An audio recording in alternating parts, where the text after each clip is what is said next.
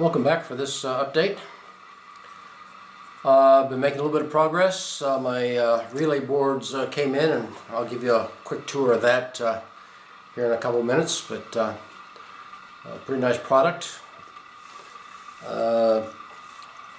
Also, this last weekend I was able to get out and go to a train museum down in New Haven, Kentucky.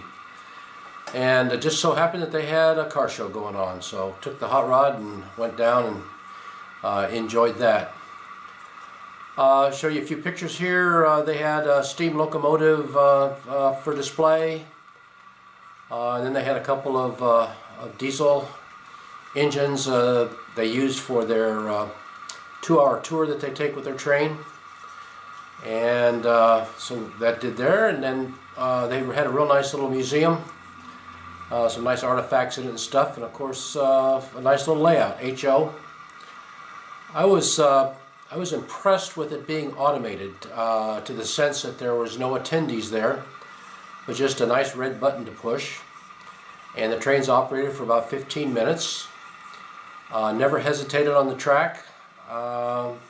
They did a good job of putting this together. It looked like a modular layout, and good size, but ran very, very well. So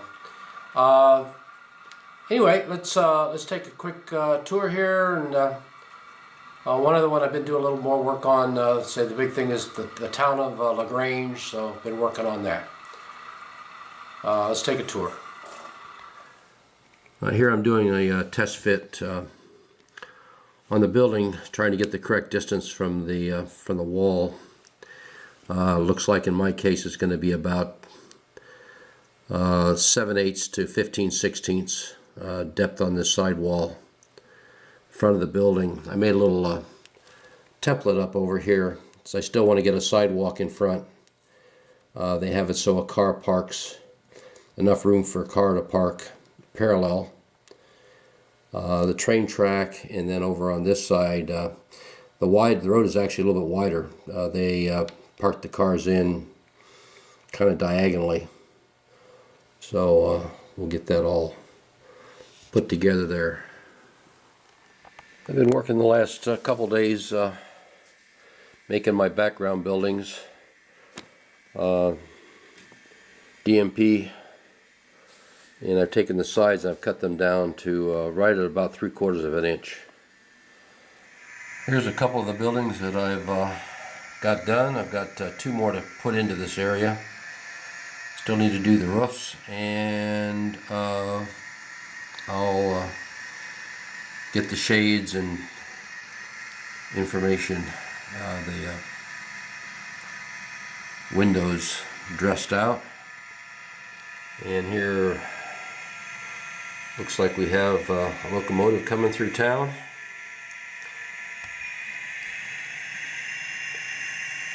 Get him out of here. Then the next step also will be as I'm getting ready to build this area up to bring it up level with the tracks. Just a quick note to myself, and maybe this will help out other modelers that are doing the cornerstone or DMP or any of the buildings. Really learned the hard way a little bit. Work from the inside out and do the window trim kind of first, do that, and then do the outside of the building, and then come back and maybe touch the little parts of the trim up. Especially the windows. It's just a lot easier if you get in here and get these done and then come back over with your next layer over the top. It makes it a lot easier. Well, I've got the roof laid in on one of the buildings, still working on the others, and I'll paint those out. For those, material to build this area up is actually 3/16 foam board. It came from Michael's, I believe. Michael's Joanne has it. It's 3/16 foam core board, and working that in. That still leaves me about a 1/16 of an inch short of where the track actually lies. And the idea here is I've got a piece of basswood I still have to make a little bit thinner, this piece right here. I want that to lay up next to the track. It'll be resemble the wood going right down next to it, the track there before the pavement starts to go in here. So I got to add some filler and get that down to the correct size I need. And then this piece will go down the center of the tracks. It's actually pavement down the center. There's actually a touch of board on either side. So we'll get that done, and then this side over here, the courthouse actually sits in this area, so we'll put some more foam board into here with the street coming up on this side here and a street coming up on the far side and going around the courthouse and down in front of it. So there's where we stand at this moment. Here's the relay board that I ordered in, and you can get this board in either a 5-volt or a 12-volt system. 4 single pole double throw relays on it. Got your normally closed and a normally open side to switch back and forth. The board you actually power up. Say this one's 5 volts, you can get them in the 12-volt side. Ground on one side, you're +5 on the other. And all you have to do is ground out one of these 4 pins, and that's what will control your relay. This makes it exceptionally good if you're going to use something like an Arduino, which I use, to do your switching for you. And I think I may later on use it to do some timing on turning some lights on and off in buildings, just at random type things. So can be used.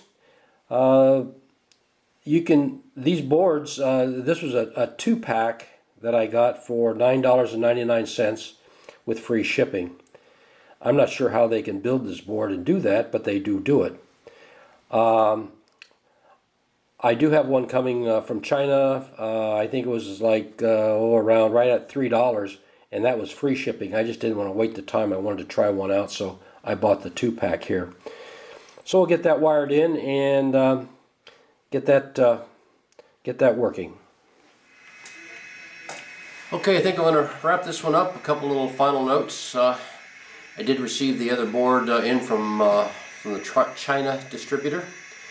Took 8 days. I was quite amazed at how quickly that came in, so I'll probably order a couple more. Did get that board installed, and it is controlling the polarity on that switch. That turned out just fine for me, so I'm quite pleased with that.